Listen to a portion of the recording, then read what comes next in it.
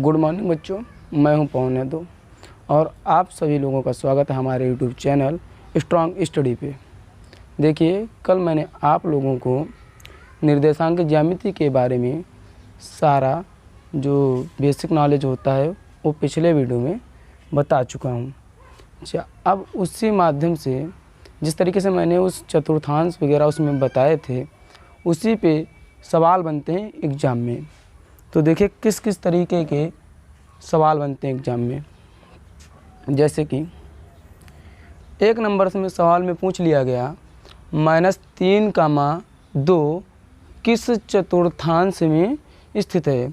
-3,2 देखिए सवाल इसे बोर्ड पे देखिए, -3,2।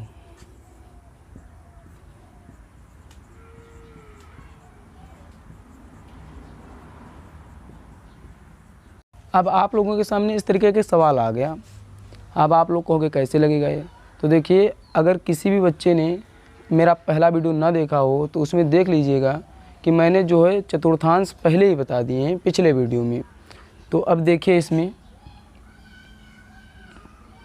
मैंने पिछले वीडियो में कुछ इस तरीके से चतुर्थांश बनाए थे। इसको पहला चतुर्थांश बोला था, इसको दूसरा, इसको प्रथम चतुर्थांश, इसको सेकंड चतुर्थांश, इसको थर्ड चतुर्थांश, इसको फोर्थ। अब जिन बच्चों ने मेरा पिछला वीडियो देखा था उन लोगों को ये बात बिल्कुल समझ में आ रही होगी। लेकिन अब इसमें दे रखा है -3,2 एक किस चतुर्थांश में स्थित है। तो देखिएगा, मैंने माइनस और प्लस किस चतुर्थांश में बताए थे। तो मैंने बताया था कि जो माइनस का होगा और प्लस का होगा, पहला जो होगा वो माइनस का और दूसरा जो होगा वो प्लस का। जैसे कि पहला का मतलब जो x वाला होगा पद वो माइनस का होगा सेकंड चतुर्थांश में, और जो y वाला पद होगा वो प्लस का होगा सेकंड चतुर्थांश में। तो देखिए बच्चों, यहाँ पे माइनस का 3 लिखा है, तो यानी कि वो जो 3 है वो माइनस का है, तो सेकंड चतुर्थांश में आएगा। तो देखिए यहाँ पे इसको मैं इरेज किए दे रहा हूँ।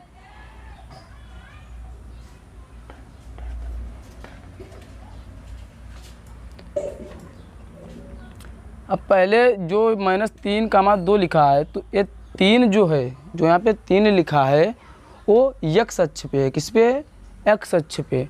तो पहला वाला x अक्ष पे जाता है, और जो दूसरा दिया है कामा में 2 वो काहे में जाएगा? y अक्ष पे होता है। इतनी बात क्लियर। इसमें x और y अक्ष सब लोगों को पता होगा, अगर नहीं पता है तो पिछले वीडियो में देख लेना। -3 जो हो वो x अक्ष पे जाएगा। अब इस चतुर्थांश में आएगा तो पहले तो हम इस पे 3 तक चलेंगे, -1, -2 और -3। अब इसके बाद होगा क्या? जो यहाँ पे 2 दिख रहा है, सभी लोगों को 2 दिख रहा है ना। अब ये 2 कहाँ पे जाएगा? y अक्ष पे, और y अक्ष जो है ऊर्ध्वाधर रेखा है वो y अक्ष है। तो देखिए हम y अक्ष पे 2 जाएंगे, 1 और 2। अब देखिए बच्चों, जो ये 3 और 2 इन दोनों रेखाओं को हम एक सीधी रेखा के माध्यम से खींच लेंगे, इस तरीके से कुछ, ठीक। अब जहाँ पे ये दोनों एक दूसरे को प्रतिच्छेद कर रही हैं, यानी कि एक दूसरे को काट के इधर उधर क्रॉस कर रही हैं, तो वहीं पे हमारा कौन सा बिंदु प्राप्त होगा? तो वहीं पे बच्चों हमारा बिंदु -3,2 प्राप्त हो जाएगा। तो यहाँ पे हम इसे इस तरीके से लिख देंगे, -3,2। अब ये हमारा -3,2 प्राप्त हो गया। लेकिन अब इसमें पूछा सवाल में क्या गया था? -3,2 किस चतुर्थांश में स्थित है। तो देखिएगा बच्चों, जो -3,2 है वो किस चतुर्थांश में मैंने दर्शाया है? तो चतुर्थांश नंबर 2 में है। यहाँ तक बिल्कुल क्लियर बात समझ में आई होगी। मेरे इतना समझ में आ रहा है कि सभी बच्चे बिल्कुल एकदम सही तरीके से समझ रहे हैं। अच्छा, अब जैसे कि अगला सवाल दे दिया जाए -3, -5, बस इतना ही चेंजिंग हुआ है। -3, -5 किस चतुर्थांश में है? -3, -5। तो देखिएगा, बस चतुर्थांश वही रहेगा, तरीका सब कुछ वही रहेगा, लेकिन बस इसमें थोड़ा सा चेंजिंग हो गई। पहले एक माइनस का और x वाला पद जो था वो माइनस का था और y वाला जो पद था वो काहे का था बच्चों, प्लस का था। लेकिन इसमें x और y दोनों माइनस के आ गए। अब मैंने बताया था कि जब दोनों माइनस के होते हैं तो किस चतुर्थांश में होंगे दोनों माइनस, तो चतुर्थांश नंबर 3 में बच्चों दोनों माइनस के होते हैं। इस चतुर्थांश में जो होते हैं वो x वाला भी इसमें माइनस का होगा और y वाला भी माइनस का होगा। तो इसमें 3 माइनस का दिया है कामा माइनस का 5, इसमें हम लिख लेंगे कौन सा x है और कौन सा y है। तो 3 जो है वो x अक्ष पे जाएगा और जो 5 दिया है वो y अक्ष पे जाएगा। यहाँ तक बात समझ में आई सबके? तो देखिए जो माइनस का 3 है, अब हम y अक्ष, पहले तो x अक्ष पे चलेंगे माइनस के 3 के लिए, तो 1 2 3 यानी कि -1 -2 और -3, ठीक है।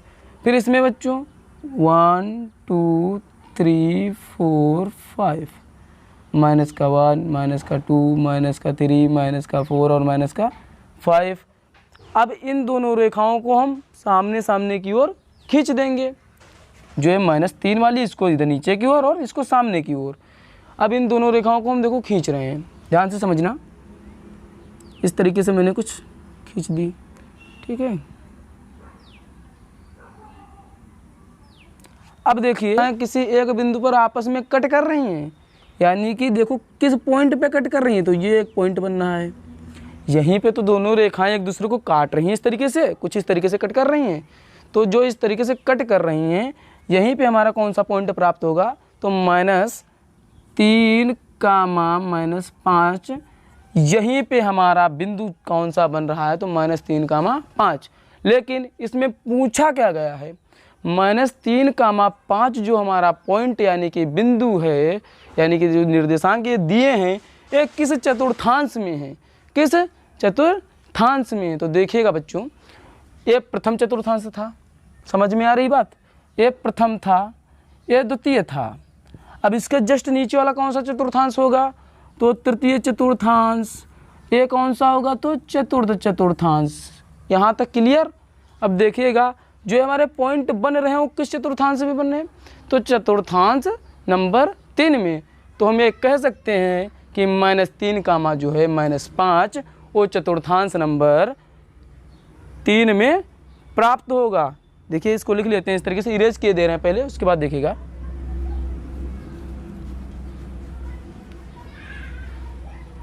अब इसको हम क्या कह सकते हैं, -3 -5 किस चतुर्थांश में है, तो चतुर्थांश